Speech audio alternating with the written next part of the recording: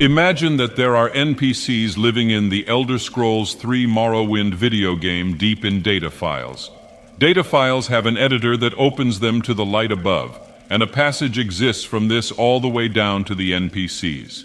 They have lived here from their creation, with their routines and dialogue options bound in chains. They cannot escape. All they can do is to directly follow their roots, as the chains stop them from turning their heads around. Imagine that far above them blazes a game engine. Between the engine and the NPCs, a partition of textures is erected along a path, something like puppeteers use to conceal themselves during their shows. Look, and you will also see the modders creating objects along the partition, things of every kind, people and animals, items carved in stone and ebony and other materials. Now, if they could speak, would you say that these captives would imagine that the names they gave to the things they were able to see applied to real things? And if a motorbike drove through Balmora from one of those modders, do you suppose that the captives would think anything but the passing motorbike was consistent with the lore?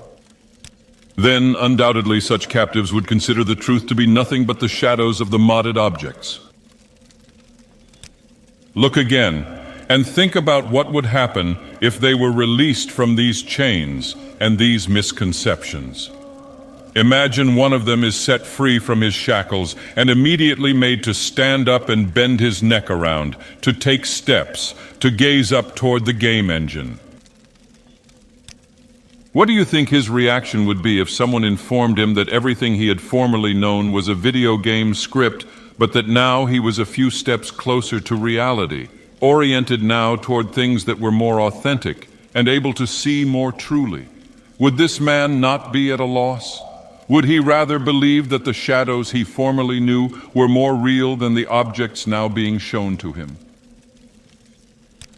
Now let's say that he is forcibly dragged up the steep climb out of the game and firmly held until finally he stands in the light of the Chim. It would take time, I suppose, for him to get used to seeing higher things. And then I think he would at last be able to gaze upon the God itself, neither as reflected in water, nor as a phantom image in some other place, but in its own place, a heart chamber. And now he will begin to reason. He will find that the God is the source for the Chim and governor of every visible thing, and is ultimately the origin of everything previously known.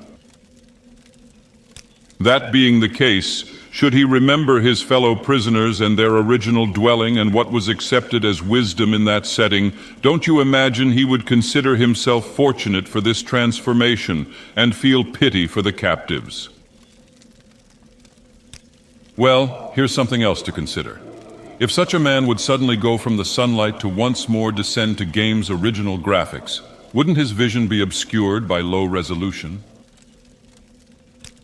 And so, let's say he is with the captives and gets put into the position of NPC. His eyes are still adjusting to the crappy graphics, and it may take a while before they are. Wouldn't he become a laughing stock? Wouldn't they say, "You are an outlander now"? And if they had the opportunity, do you suppose that they might raise their hands against him and kill this person who is trying to liberate them to a higher plane? Then, my friend Nerevar, this image applies to everything we've been discussing. It compares the visible world to the video game, and the power of the Chim to the engine that powers the game. You won't misunderstand me if you connect the captive's ascent to be the ascent of the soul to the intelligible world. This is how I believe, and I shared it at your wish, though heaven knows whether it is at all true. Regardless, it appears to me that in the realm of what can be known, the idea of the good is discovered last of all, and it only perceived with great difficulty. But when it is seen, it leads us directly to the finding that it is the universal cause of all that is right and beautiful. It is the source of visible light and the master of the same, and in the intelligible world, it is the master of truth and reason. And whoever would behave in a sensible way will keep this idea in focus.